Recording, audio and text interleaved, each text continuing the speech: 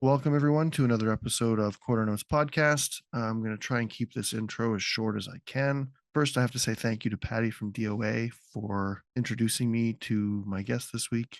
And my guest, as you can tell by the thumbnail and the title of the episode, is John Wright from Nomeansno, Hanson Brothers, and his current project, Dead Bob. We get into all kinds of insightful topics, such as John's influences, his approach to drumming, and his approach to music in general. It's a huge conversation, and I'm super honored and thankful to John for agreeing to being on the episode. So, without further ado, please enjoy my conversation with Canadian punk rock drumming icon, super influential to a lot of drummers. Here's John Wright.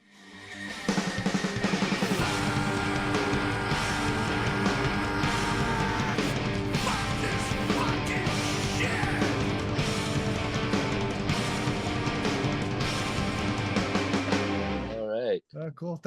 First of all, thank you. I mean, this is an honor for me. I'm probably a little nervous having this conversation, more so than you are, but that's on me. That's not on you.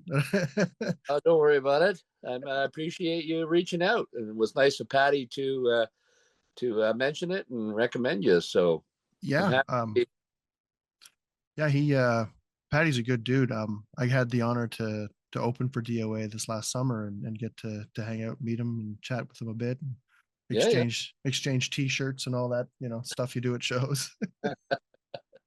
Yeah. I've known Patty for a while. I mean, it was back in the days of Circle the Wagons. I think I don't remember what year I first met him and Mike, but probably the 90s, early 2000s, somewhere in there. Yeah.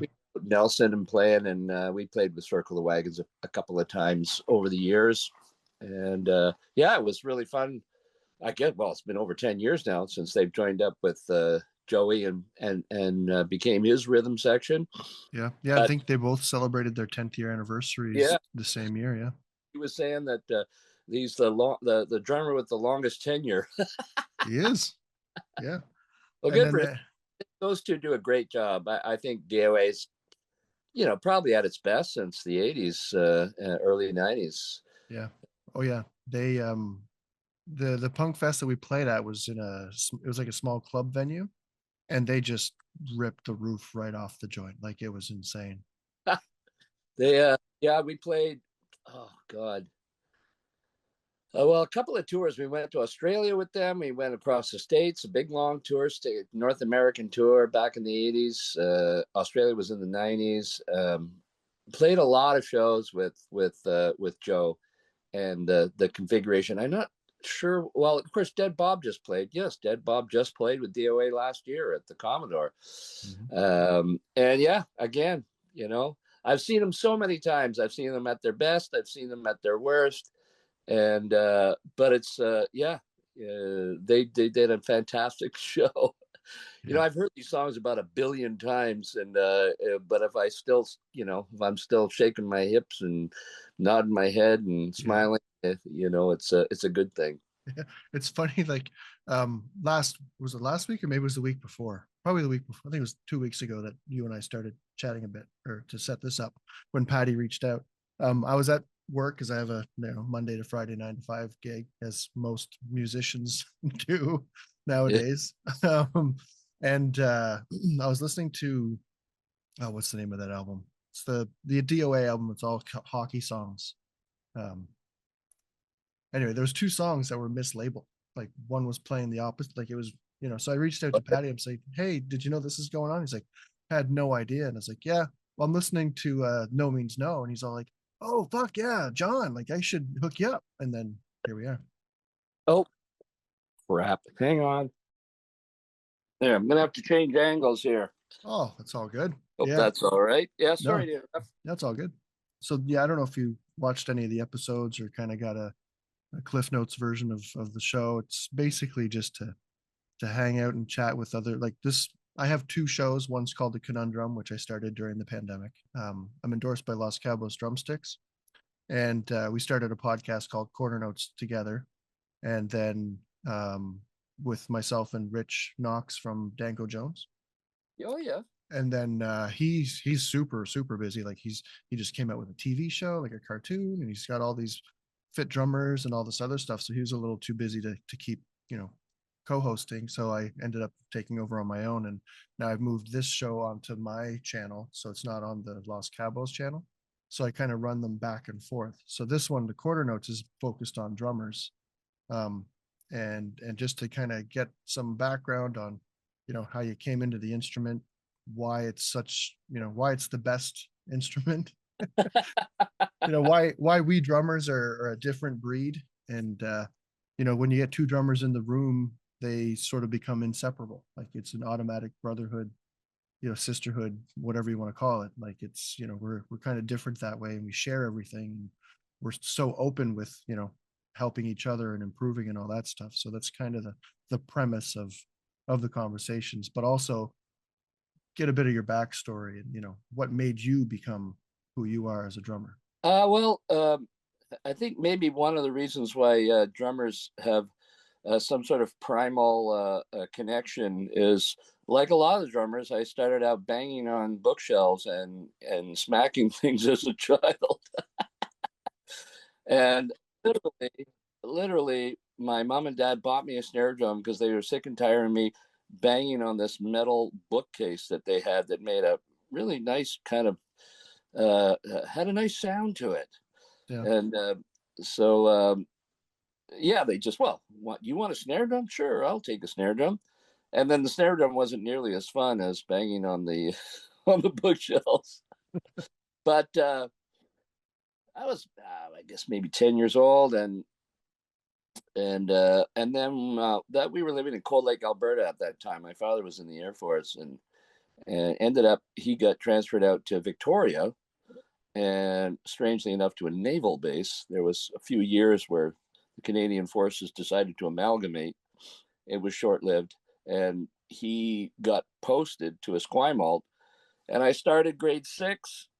And back in those days, of course, they all had band programs, which is the fewer and fewer. It's a shame that not all schools have a good program like a lot of the schools had back in those days. And anyway, they were like, okay, you want to join the school band? Yes, I do.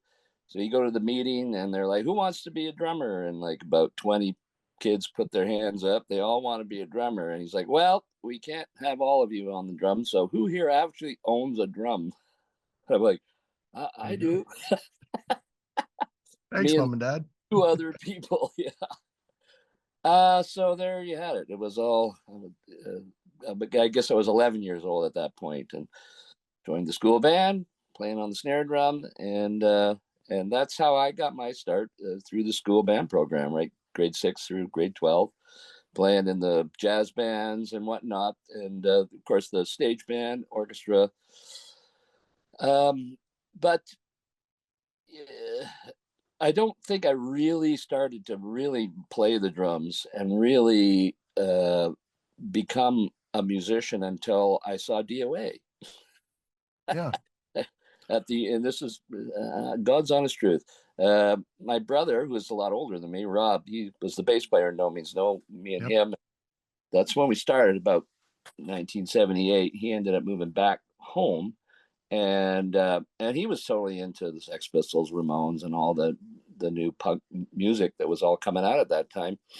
And I was kind of like, whatever. It's, I was listening to, I don't know, Sweeney Todd and Count Basie, and Mm-hmm. just kind of a strange collection of music. But they DOA ended up playing at the University of Victoria, and he said, "Come on, let's go. Let's go. I want to go see the show. Let's go see the show." And he dragged me to the show, and I'd seen nothing like it. Of course, Chuck Biscuits was the drummer at that time. I'd never seen a drummer play that hard and that fast in my life.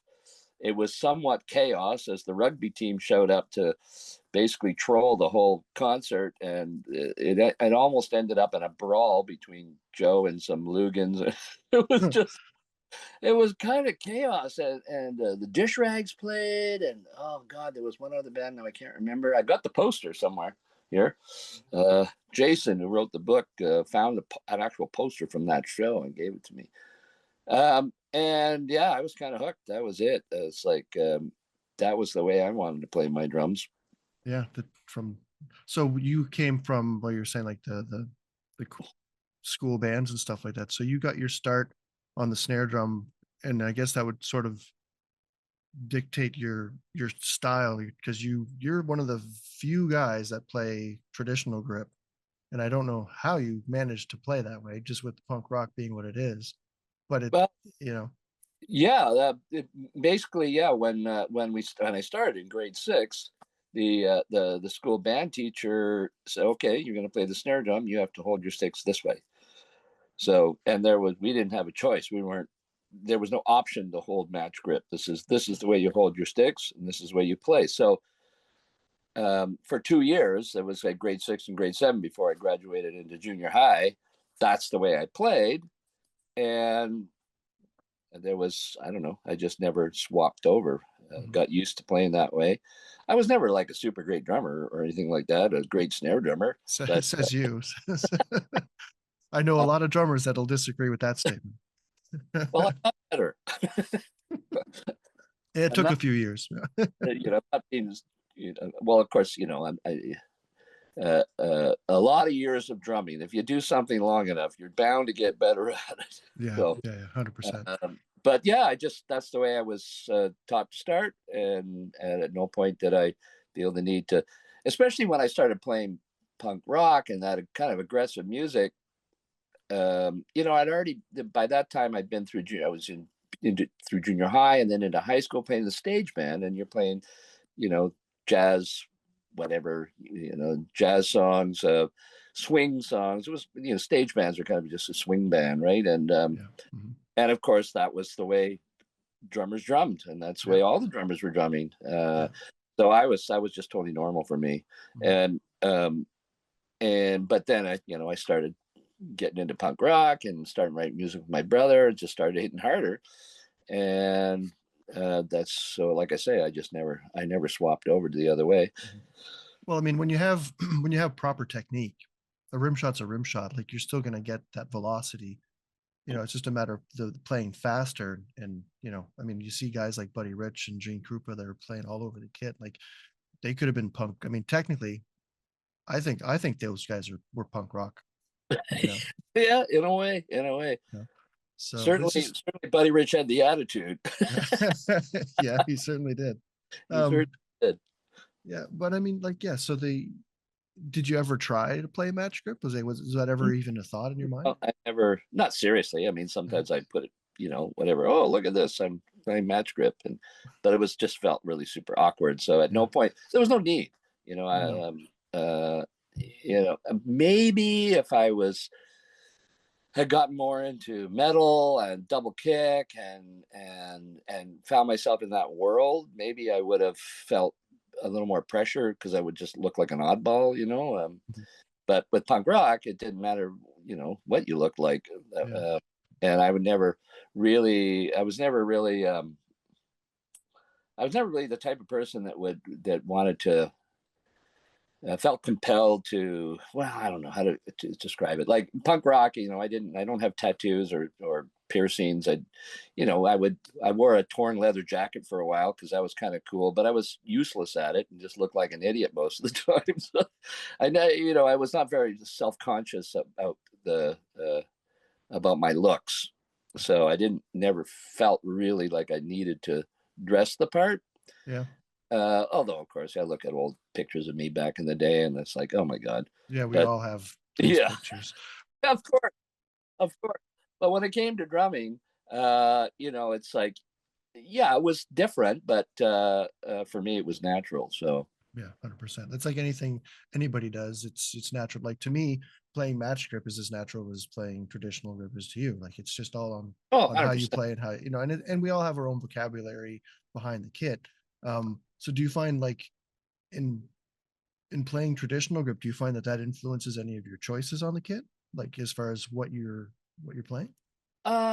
Maybe, yeah. I mean, there's no big double crashes and stuff like that. I mean, you might with your hi-hat, swing your arm around, but it's kind of hard to, do a good Mhm. When I'm rolling on the cymbals, yeah, you can kind of lean into it, but so that you don't have that sort of forward push look when you're double crashing and that sort of stuff. I don't think there's one advantage. I don't think one has really an advantage over the other. They're just slightly different. Mhm. Um, and the one thing though I found is learning how to play the drum set in just playing jazz music and swing music. I always approach the drum set more as a musical instrument rather than a beatbox. So maybe the fact that I was the traditional grip and having to learn how to swing before I learned how to rock, that I approach my drum set, and I still do, as more of as a musical instrument. So I'm choosing what to hit based on what's going on in the music. And then that kind of was the perfect storm with my brother, because when I started playing with Rob and we were writing songs, kind of the genesis of No Means No, we didn't have a bass player, so we just started out as a two-piece, just bass and drums. Mhm. And there's a lot of space to fill. My Yeah. brother was playing simple lines mostly. A lot of songs were just a line that repeated, and it was all kind of the arrangements were really centered around the singing and the vocals, and and the drums just had to be a little more interesting. I mean, well, at least there was a lot of room for the drums to be more interesting, and to be part of the musical arrangement of the songs, Yeah. not just the pulse, not just the beatbox at the back, Mhm. but to be bringing out the feel of the song, and Yeah. that's what jazz drummers are doing all the time too. Always. They're trying to accent what's going on around them, right? Yeah. So Um, so in playing trad grip, like where you're talking about how like you're not getting those double crashes and stuff, that kind of gives you more of a focus on kick, snare, and hats, which is really all you need.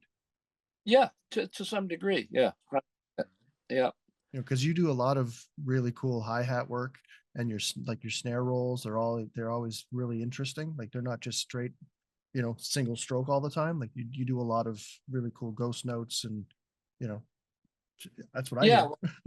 hear. I really love to play funk drums, although I'm not super good at it. I can do it sort of at a rudimentary level, at the feel of funk, and I love it. I mean, it's just a straight drumming, as beatbox drumming. Funk drumming is, is my favorite. Just jamming around and rhythms and syncopation and thinking about the rhythm. Like when I started programming drums on computers to demo and work and stuff, um, I would create rhythms and then go try to learn how to play them. Which is you know? what those drum sample machines are really good at. Oh yeah, You hundred can't you percent. can't take the human element out of the instrument, No, no, of course not. Mhm. But the idea being, it's like not just sort of. I really like to try to again make the rhythms musical, um, and then that often inspires music. Like actual music starts to come out of that in my head, because I write a lot of music. I'm not just a drummer.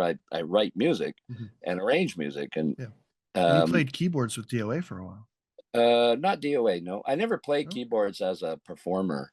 I am a keyboardist in a Okay. sense that that's how I write I everything. read I read that somewhere. I don't know where. Obviously, it's wrong. I No, know. I did very very briefly play keyboards with a band called the Infamous Scientists, who were local Victoria band. Robbie and I were playing Nomeansno as a two-piece.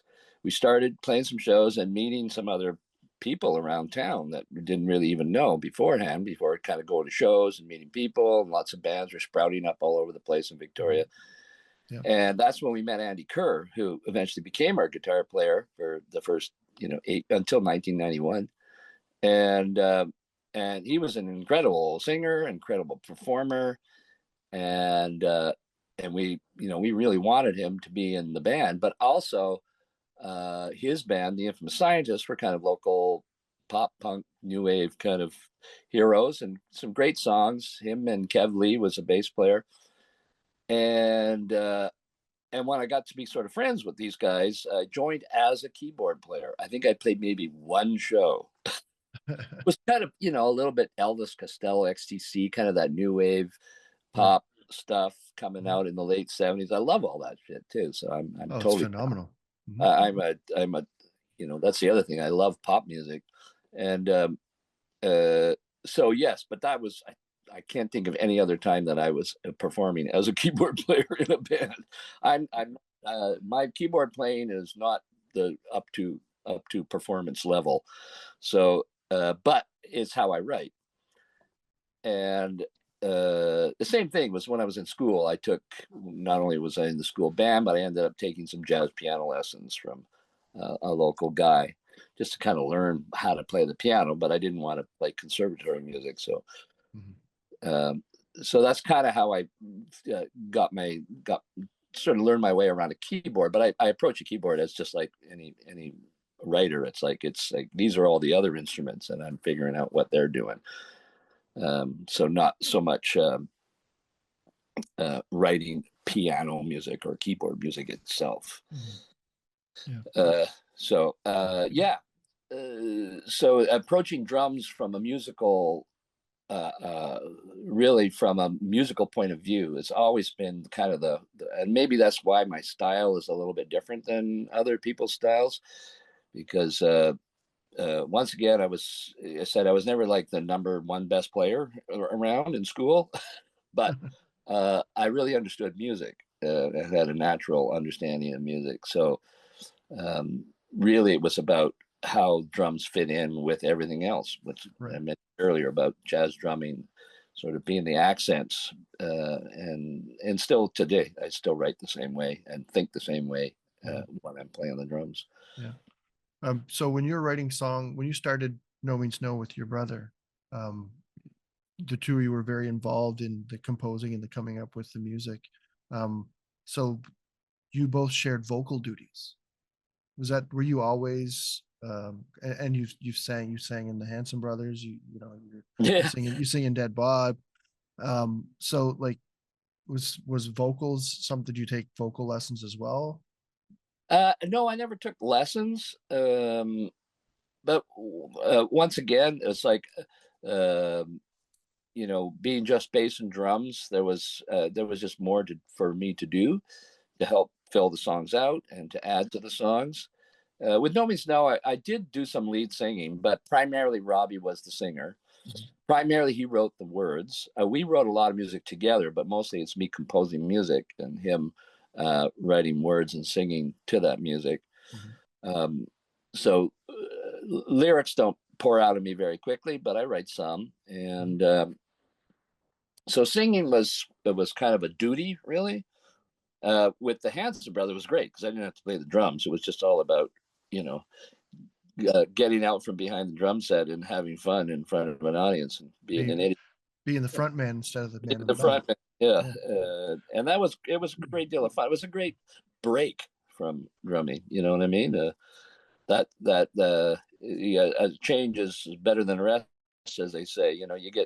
You're sort of slogging around. You're doing a year or two of heavy touring, and you're playing the same songs all the time. It's just natural to kind of get tired of what you're doing.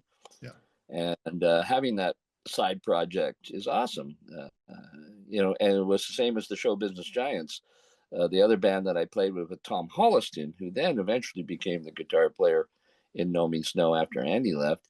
He's a very prolific songwriter, but of course, totally different music, totally different songs than Nomeansno, and it was great fun to play with him. Again, sort of playing in all these kind of, we were, I don't know what you call it when you're jumping around from style to style, a lot of parody music in there. It was really heavy on the humor, but great fun to drum because again, it was super creative, not locked into any formula, and it's a great inspiration. You take that and you bring it, you go back to Nomeansno and start writing and rehearsing a new album. You got lots of inspiration from going off and doing something else for a little while. So I bounced around there in the 90s and 2000s. Was a lot of Nomeansno, and then we do a round of Hanson Brothers, and then we squeeze in the Show Business Giants. Show Business Giants didn't tour as much, but God, I must have did 5 albums with Tom. Like 5 albums. That's a lot. A lot of That's a songs. lot of music. Yeah, it's a lot of songs. Yeah. So where did you find your influence when you guys? Because like when No Means No came out, like obviously there was DOA and lots of different punk bands, like probably in the scene, like you said, in Victoria, with all these bands popping up and musicians and stuff. What what artists or what musicians did you kind of draw influence from in your playing? Like who were the guys that you looked up Ah, to? God. Well, it was just. I mean, that was such a wonderful time for music. Between by the late '70s and then right through the '80s, all the post-punk bands. I drew inspiration from well, Devo was huge influence on not only the way I drum, although not the same exactly like Devo, but that idea, the way he approached drumming was not just boom tap. It was very much written for the songs. The drum parts are written, and then I guess that's kind of what I was alluding to before. Like when I work out a drum part, it's written, and it's not just jamming out beats, but be more, let's say more deliberate. And I found that Devo's drumming was very deliberate drumming. I mean, eventually they got into a lot of drum machine, but it was awesome. Those first 3 albums, although I think probably Freedom of Choice was a lot of drum machine, but um, uh, And then they and got the drum machine yeah, with Josh Dio, Freese. yeah, Chuck Biscuits. Like Yeah. I said, Yeah. saw that like that's the way I want to drum, and and Victoria had a very vibrant scene because there was lots of bands. Mostly you would have heard of none of them. It was probably a million Toronto bands that I have no idea of, Yeah. or even out east, and New Brunswick bands that I have Yeah. no idea about. There's probably tons of them. I'd be one of those bands. Yeah, so it was a very vibrant, creative music scene in Victoria, between 1979 and in the mid 80s, and even up till now. I mean, it's kind of its own little universe, Victoria. Kind of drove me crazy, and I was very happy to move away from it. but but it was it's still it's kind of this insular thing that it's like Athens, Georgia, or something, or Akron, Ohio, where Devo came. These little towns, and something about they have this something about that town, the scene, the way it developed. It just spat out lots of good music. But um, but yeah, it's a big question because it's not like there was any one thing. It was just the whole creative outburst of rock and roll uh, uh, in that period of time. And I'm drawing from of course, all the jazz stuff I love. I still love big band. We have a jazz festival out here in Powell River, and it's great. When I was running my bar, I had a pub here for a while. I still do actually, but it's not open. It was great having the jazz guys in there. I still love all that stuff, and not a world that I would personally want to be involved with, except maybe putting on a show or going to see it. Same as the world of orchestras and conservatory music. It's not a world I'm comfortable in, and but punk rock, that's the other thing that was so attractive about it. It just seemed less ego, less hierarchy, all that sort of stuff. Just very creative, fun music. Yeah. So anyway, I'm drawing still from all that old stuff as well. And now Dead Bob, it's like a bit of a dream come true for me because I've got a horn section in this in the band. Christy Yeah. Lee Audette, who I met through Byron Slack from Invasives, and Byron and I had been playing together. He drummed in Hanson Brothers for a while. We played tons of shows with the Invasives, and he's a wonderful musician and a great drummer. He's another one you might want to talk to. Yeah. He is foremost. He started out as a drummer, same thing in school. He moved on to guitar because they wanted to be in a grunge band and no one knew how to play the guitar. So, And you don't need to be that good to play grunge. yeah. So, well, he's a wonderful guitar player too. Yeah. He's a really talented musician all around. Anyway, she's she teaches trumpet. That's her day job, conservatory at the Vancouver Academy of Music, and she's just just dynamite on stage. She plays guitar like crazy, and it's a really an all around great musician and person. And but she's, it's like, you play the trumpet, so like I still write horn parts for songs, even though I know at least up until this point I knew they would never get performed live. But it's like, oh well, now we can actually do this. And Ford Peer, who I've known forever as well, did a lot of work with him in the show business giants as well.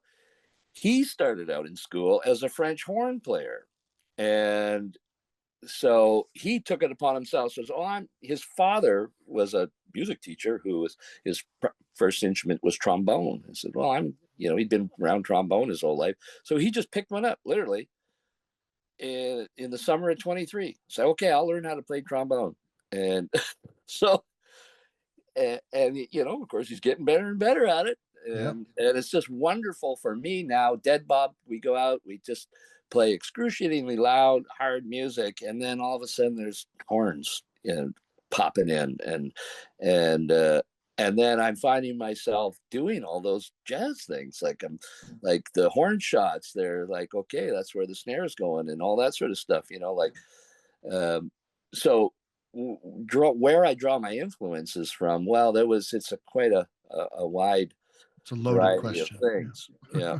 And I have to say, it is refreshing to hear a horn section in a band that's not playing ska. Yeah.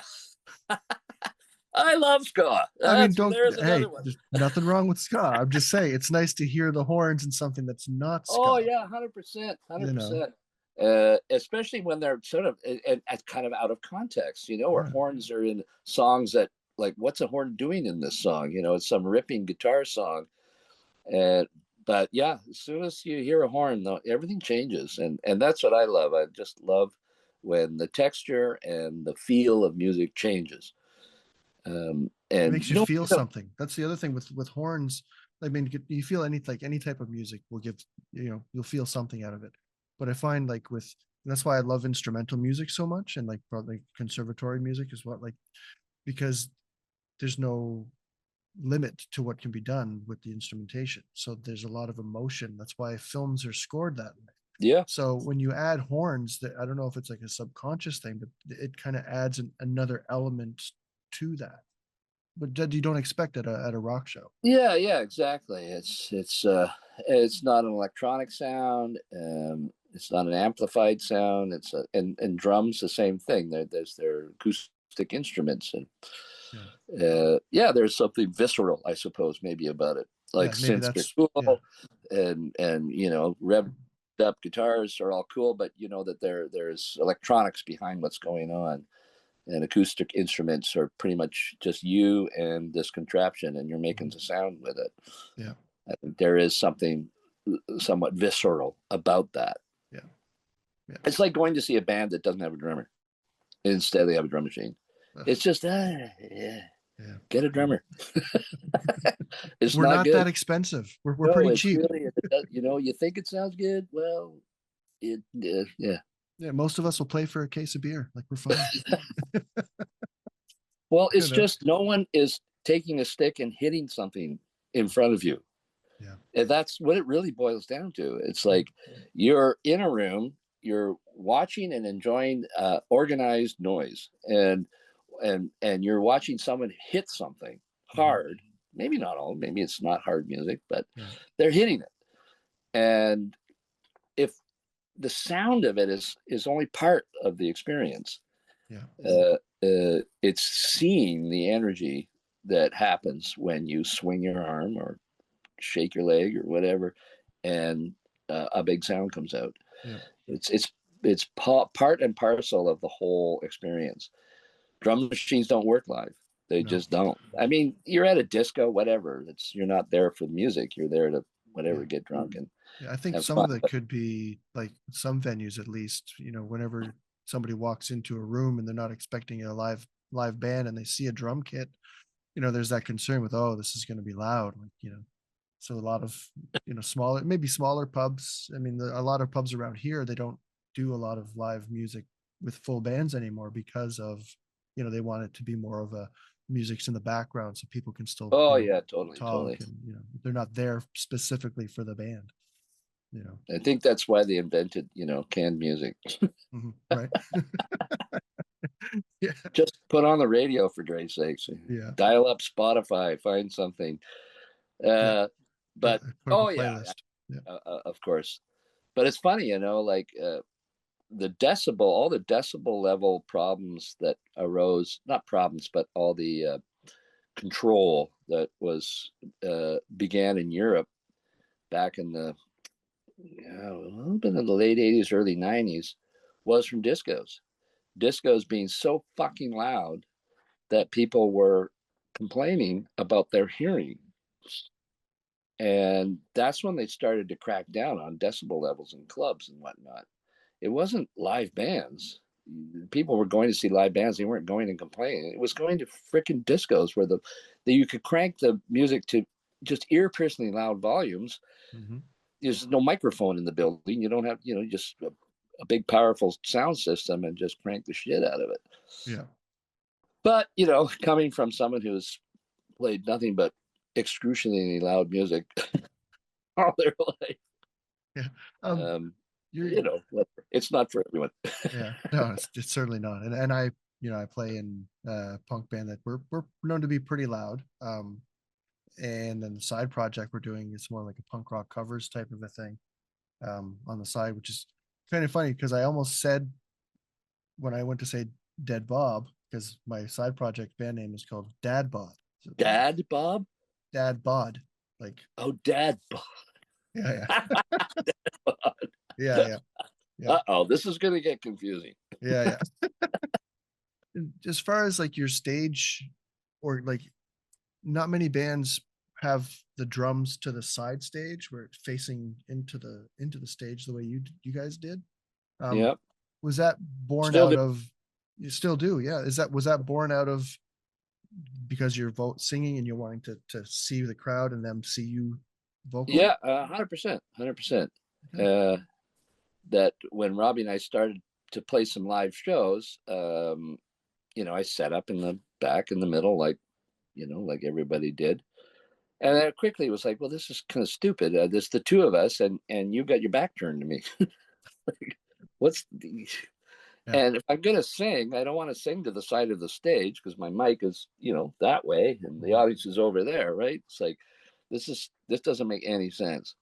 And of course, that's the traditional place for drums. So when you go back to the jazz, the 50s, the big bands, the drummer was on the side, sometimes right out in the middle, right out front. Yep. Um, Well, they were the band leaders. They were often the band leaders, but they were off on the side, and just so the audience could see them, and they're out front. They're the star, and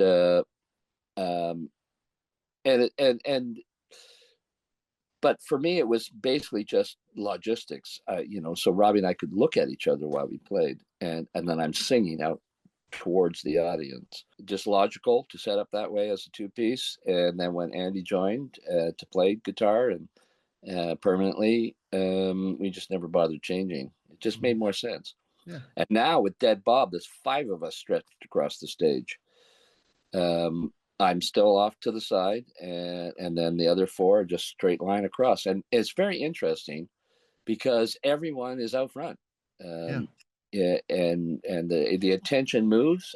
I sing a lot in Dead Bob, more than I want to, but so we really try to spread the vocals around, and with 5 voices, we really starting to arrange music for more voices and as part of the sound of the band.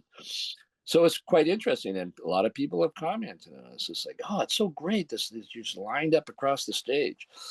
I mean, a lot of people didn't find it unusual that I would be off to the side. Of course, it was mostly Nomeansno fans that are kind of understand Dead Bob, know about Dead Bob, and come in and seeing us. But still, it was just everyone was commenting. A lot of people commented how cool it was. Just this line of people across the front of the stage.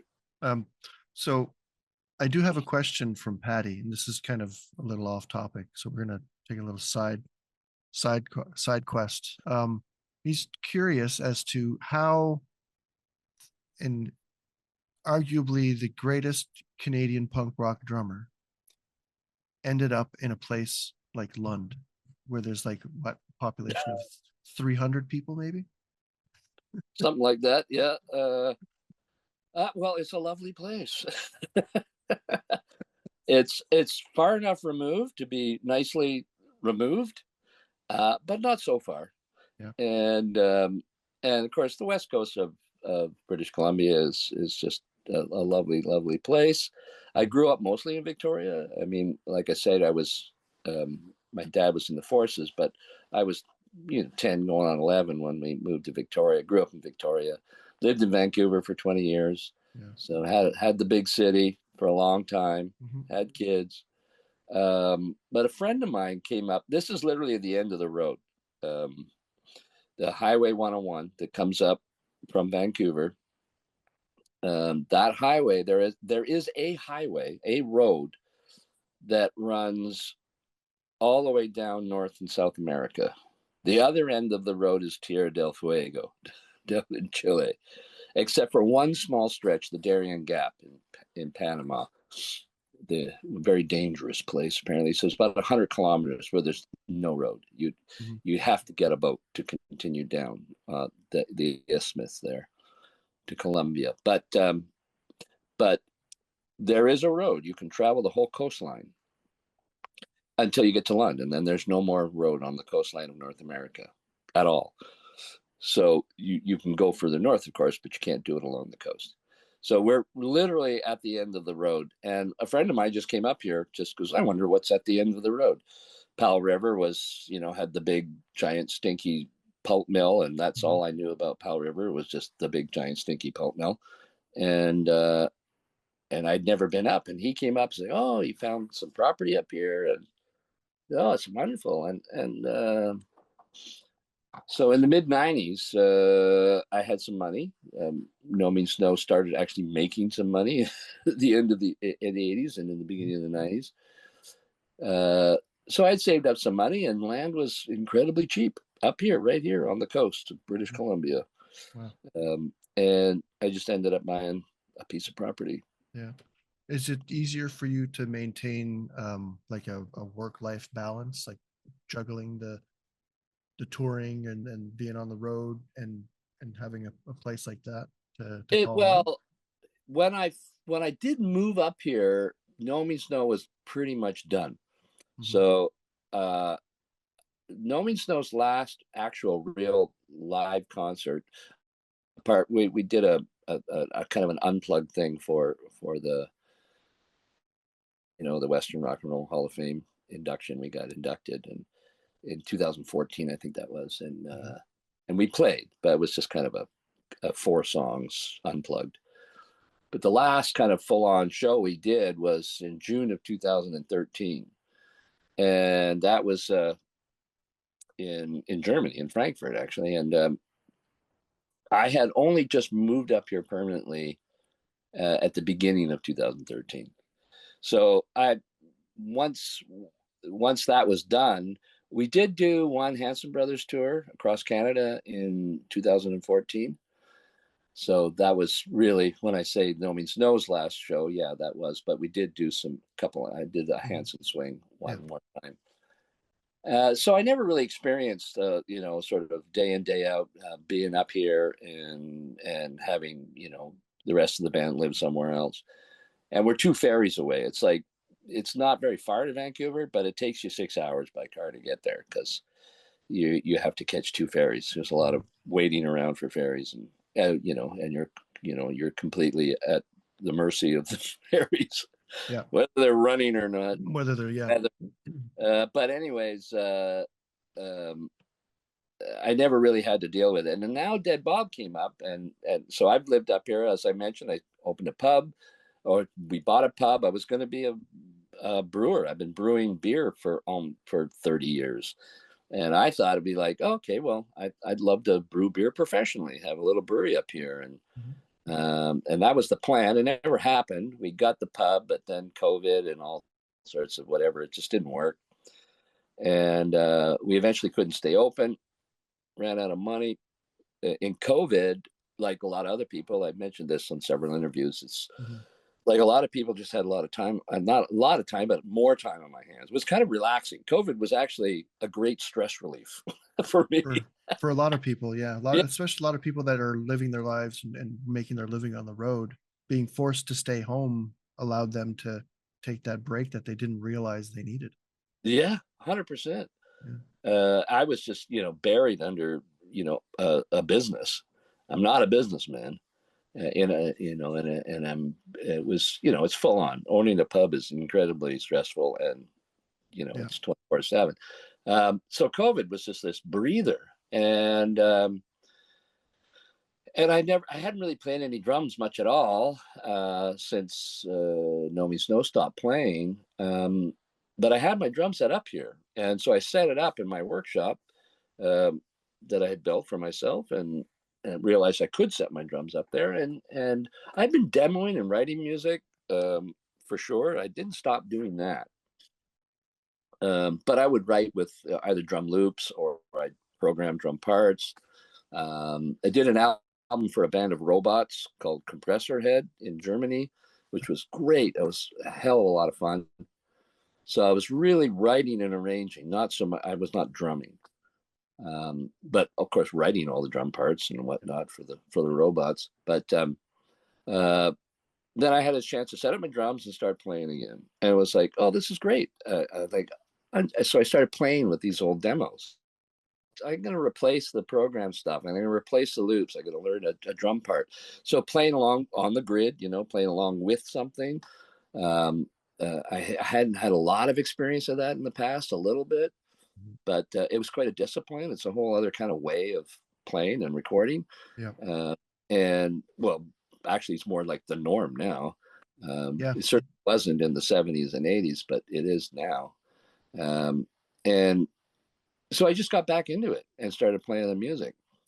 And then these songs became songs. There was songs I was finishing songs, and they were, once live drums were there, it's like suddenly it sounds like a song, not like a demo anymore. So I started hooking up with Byron and Ford, as I mentioned, met Christy, and my partner in the pub is a fellow named Colin McRae, who he played bass for a lot of years in Victoria in a band called Vehicle. And he's 10 years younger than me. I think we played at some shows with them. They toured with DOA. They played with the Dayglows. They put out 3 albums, I think. And but he's a great bass player. But literally, he kind of quit that band in '99 or 2000 and never really played the bass again after that. But I became friends with him when I moved up here. We became partners in this business, and then when I started to think about, okay, the business failed, it didn't work anymore, maybe I should make a band and start playing all this Dead Bob music. And he was like, oh, I want to play the bass. So he picked up the bass and we jammed together, but the other 3 lived down in the Lower Mainland. So now I find myself in that position of, okay, I'm quite removed from Vancouver. We can't jam. Like, all my life in every band, you'd play at least once or twice, maybe 3 times a week, depending how busy you were, at a jam space. That's why I never had my drums at home. Like, literally, when I was like, hey, I got my drums at home. Yeah. My drums aren't at home. I don't. No, it's I don't get always to. been somewhere else. I never touch them unless we're having a rehearsal for anything. Yeah, exactly. Yeah. It was the same with me. So you ask that now, and it wasn't really a thing. Living up here wasn't really a thing until now, and now it is a thing. Now it's like, yeah, I'm planning on getting together. Rehearsals are more like intense practice sections. It's not, and this is, to me, it's a problem in the sense that so much creativity happens when you're working on a song, but you're working on it together, and ideas flow and have written something to be one way, but you suddenly discover it works better another way, which you don't know until you're actually doing it. Mm-hmm. Yeah. So, very much things in Dead Bob are written and then they're learned. And it's hard to get past that when you can't jam regularly. Mm-hmm. So when you guys are playing live, does that open up like the opportunity to have it more open-ended and kind of jam? Well, we don't really jam live, but no question the songs gel. Yeah. And little details can change. Little details will change, Okay. especially when you start to see things that don't work so well live. Okay. You may go back to the drum. I just changed the intro to a song because it was one song we were playing that's on the next album. So it hadn't been released. And the intro was like, yeah, it's okay. And it wasn't, and that's after playing it live a whole bunch of times, you just kind of realize something else has to happen. Yeah. And so literally I'm mixing the new album right now to get it finished. And I just like, fuck it. I'm going to totally change this. Yeah. And, okay, now it's better. So now we're going to go and we don't have to really relearn the song or anything. It's not that drastic, but, it was the result of just playing live, and you find out everything that works, but you find things that aren't working so well. And then you have to go back to the drawing board a little bit. Yeah. But, we're all professionals. We've all been doing it long enough. But it's, I would prefer that some of these bugs are worked out. In the privacy of your own space. Yeah. Yeah. That happens a lot. Well, it's just accidents happen, and accidents are, any writer will tell you, like, that was an accident. Yeah. No one wrote that; it just happened. It just Like, happened that's the way it's got to be. You know what I mean? Yeah. When you're actually writing everything, like, it's hard. It's hard to. Do you find it hard to let go of certain things? Like, well, just things won't occur to you until you're playing with other people. Yeah. Or they just simply don't occur until you're playing with someone else. Yeah. You know what I mean? But you don't hold that sense of attachment to a certain part that if it changes, no, if it changes for the better, 100%. I try to anyway, of course. Yeah. But that's the one. I wish we could be jamming on a weekly basis, all of us just getting together and playing more on that casual, not just intense. Okay, we got to learn these songs. No, just being, like not necessarily just working together. on, just getting together to. I got this idea. Let's jam around on it. And people. Of course, it also changes going from 2 people, my brother and I, to 3 people as a 3-piece, to 4 people, which Nomeansno was for a bit, and then show business was 4 or 5 people sometimes, and now it's Dead Bob is 5 people. So when you're arranging music, there's a lot less room for everyone, and like I have actually written and arranged music for a stage band, and in the past when I was in school, and everything is of course very much orchestrated. But it does get to be to that point where, if everyone tries to be creative all at the same time, it's just a mess. And that's why you have leaders take over and start molding things, right? It becomes, you need that band leader, like the big bands, and the writers need to really, like, no, you just play this note. There's no jamming. You know what I mean? I saw something, I forget where, but it's something that's come up a couple times in conversations with some people, that bands are generally somebody's solo project that they just can't do by themselves. So there's always got to be that one voice that kind of keeps everything on the right track, so it doesn't sway too far from the original vision. To some degree. I don't completely agree with that statement. I mean, that's true. And I think my point being is the more people who get in the band, the more that becomes necessary. Too many cocks spoil the brothel, as they say, right? So it's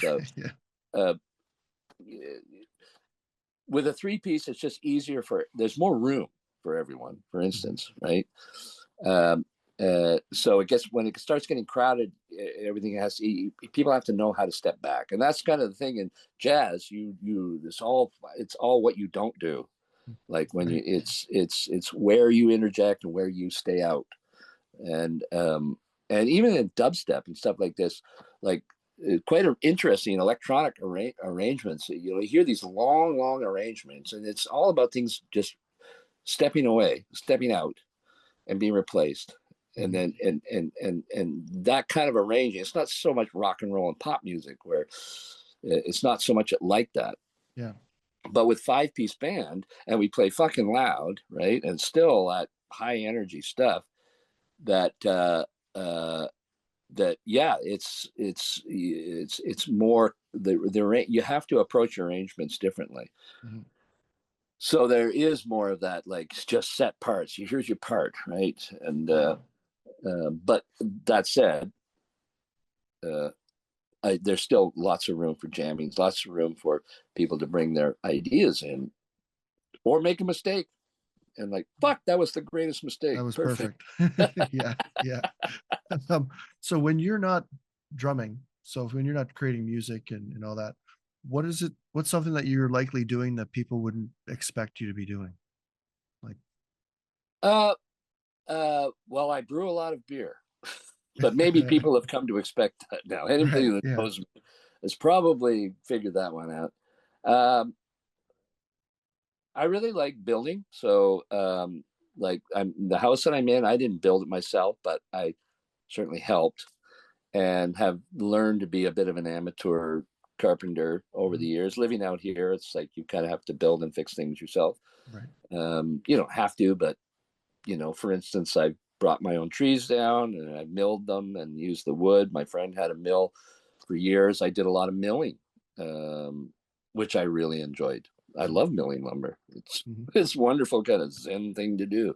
Yeah. You just sit there with the headphones on, and every log is kind of the same process, but you're always having to, it's every log is different. They're all the same, but they're all different, and And it's and you're using your hands, like it's and hands you're on, using it's your hand. tactile, like you're Yeah, touching. Yeah. yeah. So building, and songwriting and arranging. I think that's why I like arranging so much. Is it's that kind of thing. It's assembling sounds and arranging, parts of music, Mhm. and how they go together.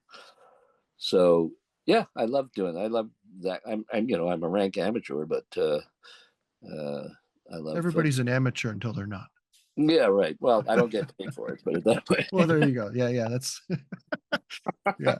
The definition of pro is making money. Then, Right. I did. yeah. Oh, I did have one paid gig once. I got hired. A friend of mine couldn't do this job, so he said, this is a pretty straight up job. You want to do it? And it was just the guy's deck was all rotten, and Yeah. had to replace all the sort of what was holding it to the house, essentially. So I was like, yeah, I can do this. It was just simply a matter of replacing what was already there. So I didn't have Yeah. to really figure anything out. Just Yeah. Blueprint's already there. Just yeah, the copy and blueprint paste. right Yeah. there. Just rebuild what already exists. Okay, I can Yeah. do that. So I call them the craft questions. They're kind of quick fire. You can answer them as quickly as you want, or you can go off on a tangent. Doesn't matter. You're in control. Um, so when you're sitting down behind the drum kit, what's your happy place? Like when you're in that groove, that zen, are you playing on the hi-hats or are you somewhere on the ride or is it something else? I think it's when I'm in a long, repetitive rhythm, uh, probably with tom work. It's all about building the energy and the momentum of the song, or the is just kind of driving where everyone starts to get lost in the song and get lost in the energy and the rhythm. Not so much the fancy fills and stuff like that, but just that when you got a great rhythm, maybe it's some tom work, and it just goes over and over and over and over again, and you Mhm. just keep building the energy, and the song grows around it, and I find myself really in the zone. Yeah, awesome. I love that. That's I love doing a lot of floor and rack tom work together, like barely using any snare, just every once in a while for those pops. Just Yep. kind of, yeah, it's tribal, right? It's tribal, and Yeah. and it's all about just building that energy in the room. Mhm. And you can't do it all at once. It's gotta grow, Mhm. and you bring everyone along with you, and Yeah, that's I yeah, love it. love it. Cool. So what would be your favorite or oldest piece of gear that you can't live without? Like it's got to be with you every time you play. Well, that would be my Tim Tom, Yeah. which is the my 12-inch with no bottom skin. That's basically my high tom. It's a 12-inch Ludwig that was from the very first drum set my father bought me back in '76, I guess, and 75, 75 maybe. Anyway, um, and I got it cranked pretty high. I call it my Tim Tom because it's kind of got a little bit of a timbali sound to it, Mhm. and I don't have a bottom skin on it. It's just open, cranked pretty high, Mhm. and that with that tom setup, I can then set up any drum set around it to make it, because I have kind of a specific. Well, every drummer has their comfortable setup. Mhm. Mine's a bit high, but I have to take that everywhere I go. If I have to fly somewhere and rent drums, I have to have that assembly, and then I can set up a whole kit around it. Um, this is a newer question I've been starting to ask because I've noticed a lot more drummers play this way. I don't do that, but do you play with shoes or you barefoot? Oh, shoes. Okay, same. I don't know how people do the barefoot thing. Well, I guess you got to build up them calluses. I guess. There's some of those like those DW pedals where all the grooves and stuff. Like to me, that would just rip up the bottom of my foot. Yeah, Yeah, no, no, no. It feels weird to me. But yeah, if you've always done it that way, it doesn't feel weird to you. So yeah, it's yeah. what you're used to. Totally. Running shoes mostly. Yeah, I'm a flats. I'm usually like Chucks or a pair of Vans or something. But Oh yeah. I wear that all the time anyway, so it's sort of just what I'm wearing. Yeah. I I I don't know do the I have specific drumming shoes. yeah, Yeah, I don't drum in my street shoes. yeah. Just seems wrong. Well, I mean, yeah, like in the wintertime, especially here in the East Coast, Yeah, there's the a lot of galoshes are snow. just like, Yeah, I don't know. yeah, This is just yeah, not working. My foot's sweating. yeah. If you could time travel to any event or live show or whatever, um, where would you want to go? Oh, well, that's a pretty tough question. I never saw a Ramon show ever. Same. Uh, I would think that I would love to have been at the. Oh God, now I can't remember the theater. They recorded their live album in London. Oh, Oh yeah, that's the one with the album cover where it's got Tommy with the Rogers drum with the no reso head on the kick drum.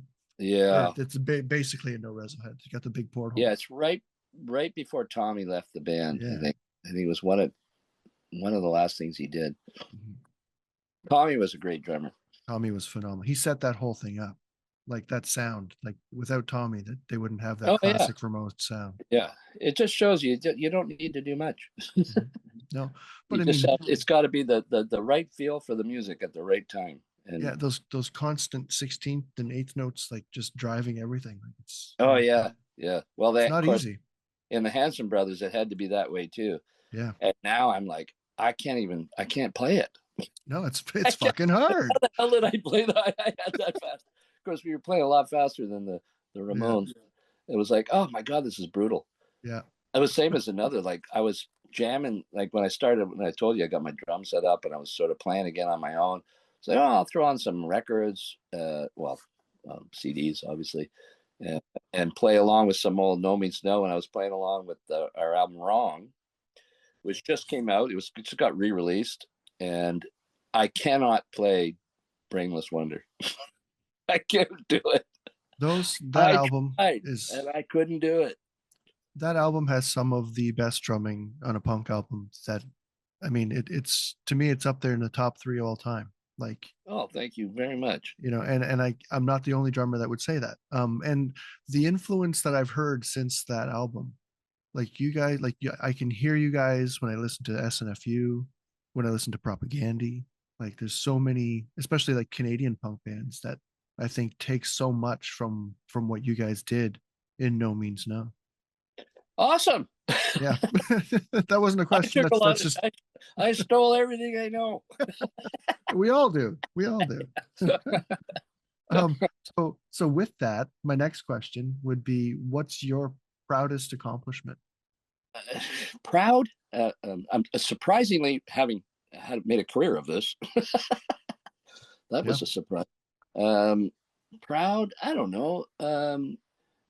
I guess I'm very proud of all the kind words that I get from fans, people who are heartfelt, really heartfelt, moved by what they witnessed at a show or the music that they heard that I've been part of. Um, and I don't mean proud in an egotistical way. I just, it's, that's kind of what music meant to me. And I think what music means to everyone. It's something not terribly cerebral, but emotional. And the fact that I was able to conjure that for someone else, Mhm. and well, that's saying something. It's doing something. I did something 100%. right. Yeah, exactly. And you never know when that's going to happen, who's going to hear it, when that moment is for somebody, that ignites that spark. If you're a part of, if you're one of the lucky ones that gets to ignite somebody else's spark, that then Oh, 100%. becomes something else. Yeah, Yeah.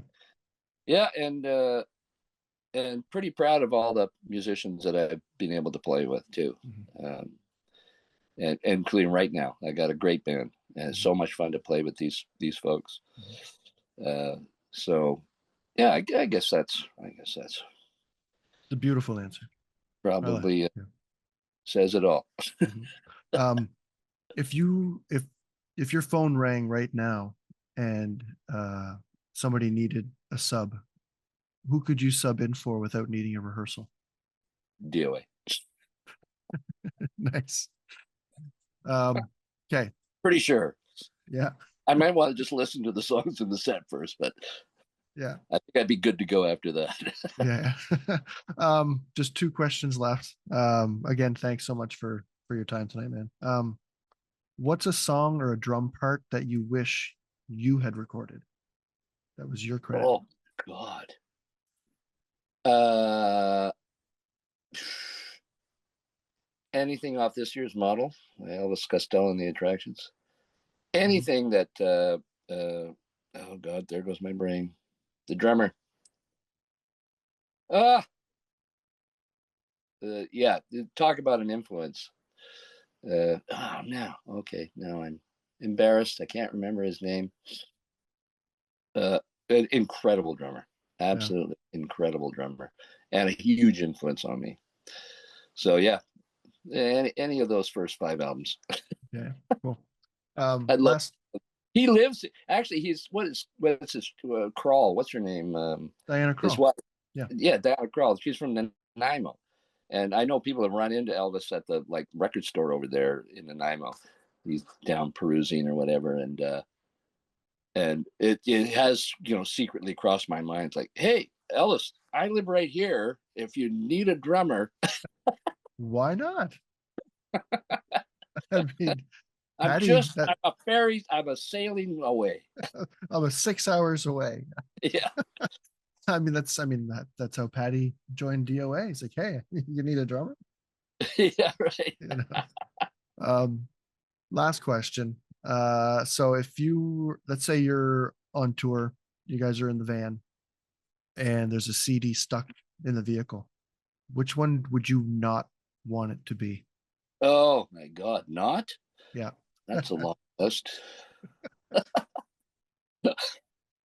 And it grows longer and longer. Oh God. Oh, there's so much nothing is coming to. It's like when you go and it's like, you got your streaming service, Spotify or whatever. Yeah. He's like, I want to listen to something, and you think what it is you want to listen to. Yeah. You just keep scrolling for hours, and Yeah, then you just I go to don't bed. know. I can listen to anything I want. I can't choose because I don't know what I want. Yeah. What would I not want it to be? Oh man, I wish I was coming up with a quick, funny one. I'm not. For me, it's anything, and I love all kinds of music, but for me, the thing that's the most manufactured and just it just makes my stomach just want to spit out what I just ate is anything that bro country stuff. You know what I mean? And I don't like you Yeah, don't even yeah. have to specify the band. Like when you say the words bro country, everybody knows exactly what I mean. Oh yeah, Yeah. 100%. But it's so funny though because there's a local guy, and he's from Alberta, and he's a really nice guy, and he played our pub a few times, and he did that total like that's what he does, that Alberta twang Mhm. country, but he's really good. Oh, they're talented musicians. I mean, I on you the know hey, I totally enjoyed watching them and yeah. listening. The songs were funny. But it was that total sound. There's another fella in town that has that kind of super pop country thing, and not as interesting. Just didn't have it. Not for me. No. Certainly, a lot of people. Well, there's a local favorite around here in Pell River. Yeah. So he's a nice guy. I mean, it's not whatever. Yeah, yeah. It's, Nothing personal, it's, but everything's not for everyone. like what was that? What was that Mondays band? What was that? Something Mondays. This is kind of emo, whiny. So I can't think of a specific band, but if we're going to pick a genre, it's Mhm. that whiny emo stuff. You say it's mostly energy. It's just music that has no energy, Mhm. just like anything they play on the CBC. Oh, Day, shots fired. daytime CBC, not CBC 2 or 3. They're No, no. great. Yeah. Or anything that George Strombolopoulos puts out there is pretty good in my book. Yeah, I heard he was a But I fan don't. of it. Yeah. Oh yeah. Lots of fans of Nomeansno. I mean, you guys had. I mean, did you guys play with Nirvana back in the day? Uh, no, I don't think we played with them specifically that I can remember. Soundgarden and Mudhoney. I think I met what's his name, Steve Turner from Mudhoney. Yeah, you I've guys never did that met him. interview with Yeah, we did. Yeah, we got Nardwar. his book and Jason's book, and really nice guy. It was kind of fun to talk to him. And we were trying to. It's like he could not. Neither of us could remember if we had actually played the same on the same bill. But Craig, our sound man, said, "No, you definitely played with Mudhoney. He remembers that." Mhm. And somebody told me that Kurt and what's her nut, Courtney Love, met or maybe met or something about at a DOA Nomeansno show Yeah. because they were all going out to all that Oh, stuff, right? yeah, exactly. I mean, Kurt was a huge, huge punk rock independent music lover. Oh you know, yeah, yeah, yeah. I know some people don't really consider Nirvana as punk rock, but they were totally a punk band. Oh yeah, I think that's kind of what fucked him up when Yeah. they got all super popular. That he just wanted to be like punk rock bands. Mhm. And he wanted to live, like everybody else does, Yeah, I think he suddenly found himself a fish out of water in some ways, emotionally. Yeah. And you guys got to go back and forth being so close to Seattle, like being part of that whole Yeah, grunge yeah, movement and definitely, punk movement. 100%, 100%. Seattle was a bit of a second home in some ways, fan wise. Uh, when sort of outside of the Lower Mainland, Vancouver, Seattle was the first place you go, right? So Mhm. Portland too, and yeah, the Deb Bob shows. Still, those were uh, up till now. Some of the biggest shows we played was because it's just lots of fans down there. We're excited to come out. Yeah. Cool. And you said you're working on the next Dead Bob album, which will come out in 2025 or? Well, yeah, I don't know exactly when it'll be done or when we're going to release it. We're still kind of working on the first album. It's getting a little long in the tooth now, but we're just getting finally, we had troubles getting a European booker to work for us. We went through a couple that didn't work out, and some of the old school guys are out of the game now, people I know. Because obviously I approached people I knew first, and there's still lots of people still active, but a lot of people aren't. And we just found ourselves without sort of an overall booker that would, because Europe's a big place, a lot of regions. You might have sub bookers, but you need someone that's coordinating everything to make sure it all makes sense. But we finally found one. So who this actually is a guy named Steve from the band Belvedere. Oh, Belvedere. Wow. Yeah. Yeah. He lives in Calgary. He's booking our European tour. They're not still playing, are they? Yeah. I think he's going over there with oh God, what's the band now? Oop, I forget. There goes the brain again. Yep. They're still playing. Yeah. Okay. And anyway, so that's, again, we haven't played there yet. The album's, like I say, it's a little old now, but we're still kind of that's what we're touring on in a way. But we got a single coming out on Alternative Tentacles, just a couple of cover songs for fun, and still not sure if it'll be on Alternative Tentacles or not yet. But and I think I want to release another single of some description, either just myself or us as a band, again, before we go to Europe, because it is, just something. We got some new songs, and this album, the second album, is sort of like the first one. It's still a lot of songs that I all of these songs, and the first album was just 9 of them that I finished. And there's still quite a few in the archives of stuff half written, half done, 3/4 done, or they need to be redone with the band, kind of thing. So a bunch of these songs have been already around for a while. The album's been kind of 80% done for over a year, but it's just the final push now. I've gone back and re-recorded some drums. I've since improved my drum sound. When I'm drumming now, I don't have, my computer's like a 2009 MacBook. I'm using Logic Pro 8, which is great. It's an awesome program, but everything is so out of date. I can't even update my computer anymore. Nothing's supported. And the computer can't deal with, like, I've got a Behringer X32 now to record through, but I can't multi-track because the computer crashes. It can't deal with this thing. So I still have to record everything in stereo. So my drum set is just one stereo track. And so I have to balance it in the recording, and then I mix it like an instrument, which is cool. It's very old school, and it works fine, but it's a careful balancing in the recording process. And then when you're tweaking and going around, then you go to revisit a song, and the drum sound is now significantly different, so that you can hear it's not the same recording session. Yeah. And so you make improvements. You have to either say, okay, I'm going to live with the old sound, or I'm going to redo it with the new sound.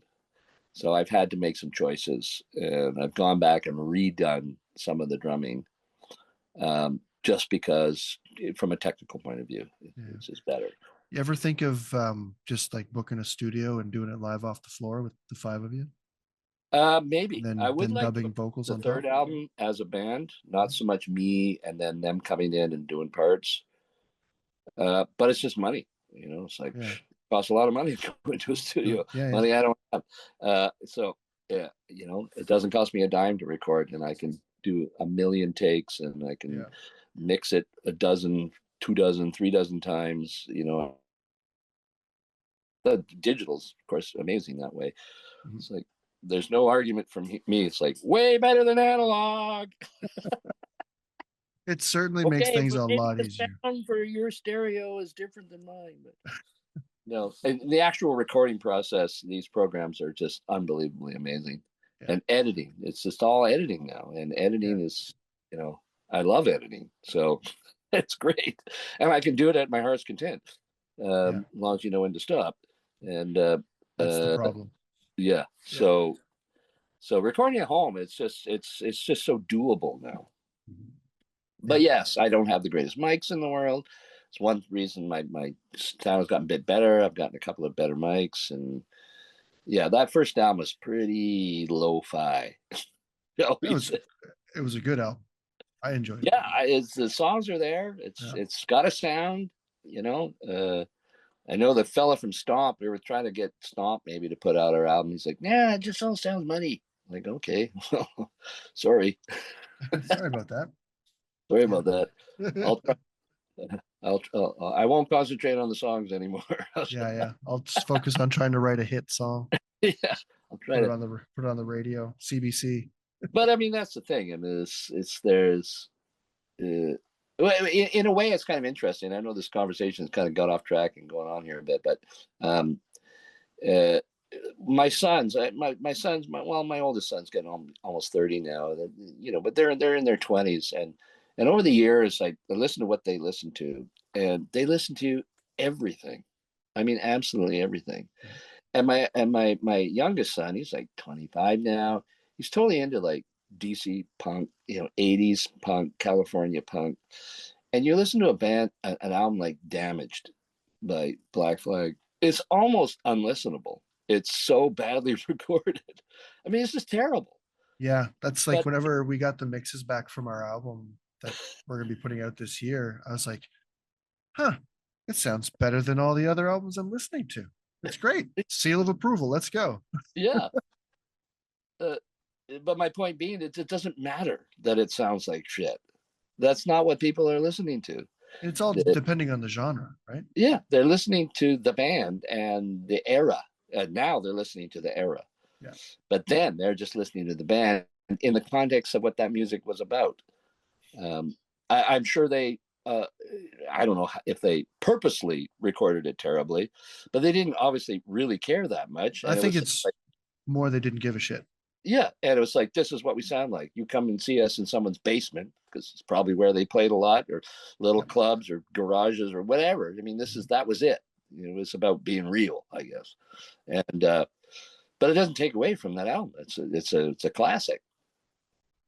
So yes, I try to do, I mean, I'm limited to what I can do on my own technically. But in the end, it's about the music, and I think that's what's kind of interesting now is that because it's like hard. I'm 62. I'm going to be 63. I grew up in a scene that's 30, 40 years old. Um, so what are the 18, 20, 20? How do they think? Well, I get a little bit of a window through my kids, but they're not growing up in a time where like rockers would beat up the punks, and you wouldn't get caught dead going to a disco and listening to disco music because that all sucks. It's Mhm. like there's less of that very genre specific sort of um, prejudice, I guess. I Yeah, don't it's know not how polarized. else. It's Yeah. this music is music, so I take a lot of encouragement from that because that's the way it's always been for me. I mean, yeah, I was always into punk rock, but I was just into music. Sorry, I'm shaking my Nope, thing we're down good. here. Yeah. So and the stuff Dead Bob's doing is kind of a little all over the place, and I'm hoping that people will appreciate that. And also with the internet now, the whole DIY ethic was kind of a big deal. Also, 40 years ago. And Nomeansno has a reputation of being a very DIY band. We never signed on to any major labels, blah, blah, blah. And we like to do it ourselves. I mean, we Yeah. didn't do it ourselves, of course. We had plenty of help from lots of people. Yeah. DIY isn't doing it by yourself. Yeah, It's a community thing. You yeah, know, right. And to do it with your friends. we did big studios. He spent a lot of money, and Yeah. but now it's totally not weird, to people that it'd be a very DIY sound. So so I haven't been too anal about how the recordings are. I mean, I'm pretty anal as an engineer within my limits with Right. what I have at my disposal. in the end, it's always the song. And that's what I'm listening to, and that's what I'm focused on. Is the delivery good? Is the arrangement good? Does the song have something, right? Yeah. And then I try to make it sound as best as I can. That said, maybe we'll have some money, and maybe we can get into a studio and approach the next album as a band, as a 5-piece band. We'll see. That's what I'd like to do. The second album, though, is not more of the same, but it's coming from the same place. And I'm looking forward to it because I really enjoyed the first album. Thank you. Yeah. So we're at, oh man, this is just flying by. We're at like over an hour and 30 minutes almost. All right. Well, you got some to do. I got so yeah. It's all good. It's not a lot of it.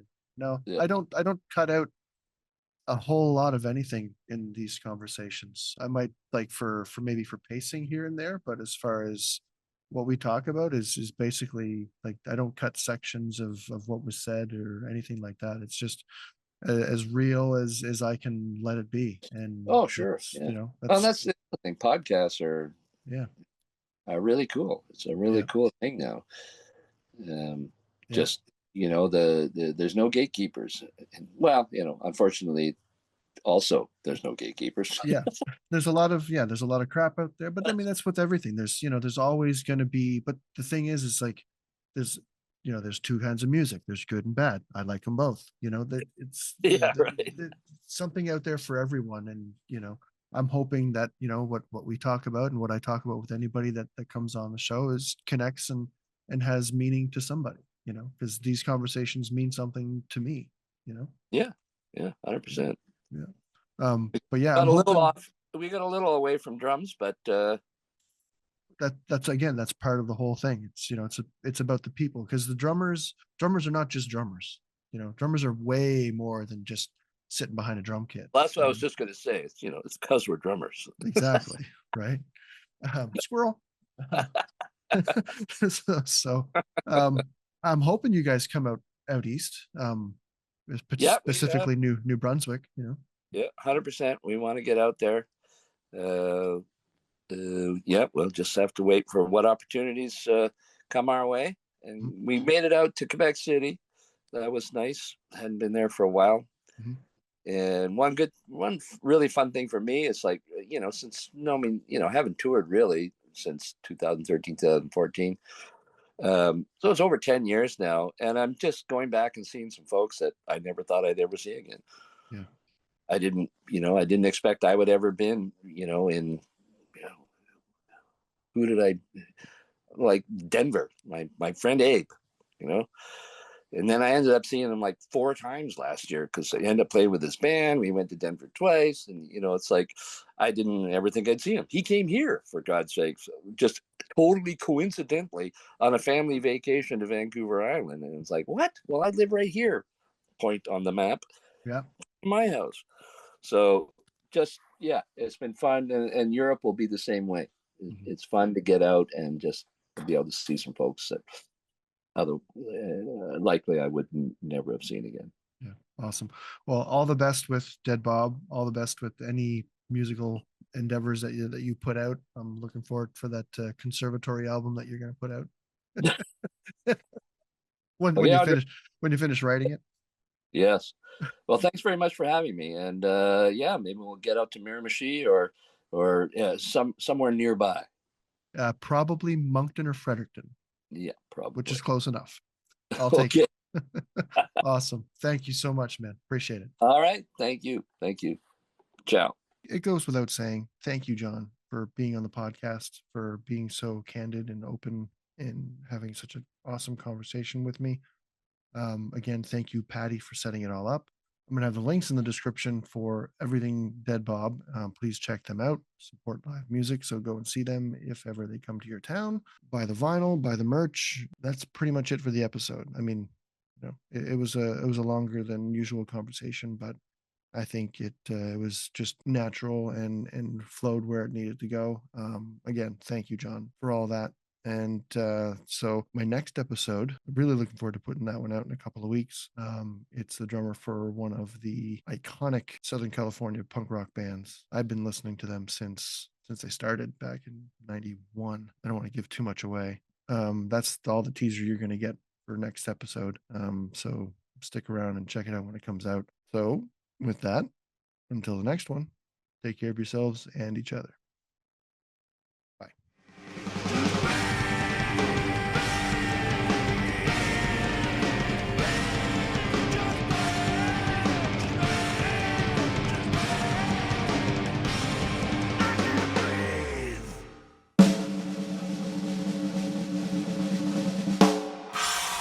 Thanks a lot, everybody. Thanks for clicking on this new reel. I got to take a moment to introduce the members of my drum kit. I don't have a lot of time due to an attention deficit. So first off, on the first 12-inch, I've known this drum since 1975. It's Timmy. And next to Timmy, the other 12-inch, it's actually on the rack. That's Tommy, and he's right beside the 13-inch, and that'd be Lucky.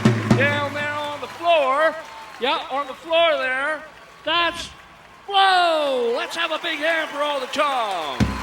And on snare drum, well, we got Rusty. Yeah, Rusty. And that's the kick drum, but due to an executive order, you are not allowed to give kick drums new names anymore. So, let's have a big hand for John's drum kit! Yeah! Thanks a lot, everybody.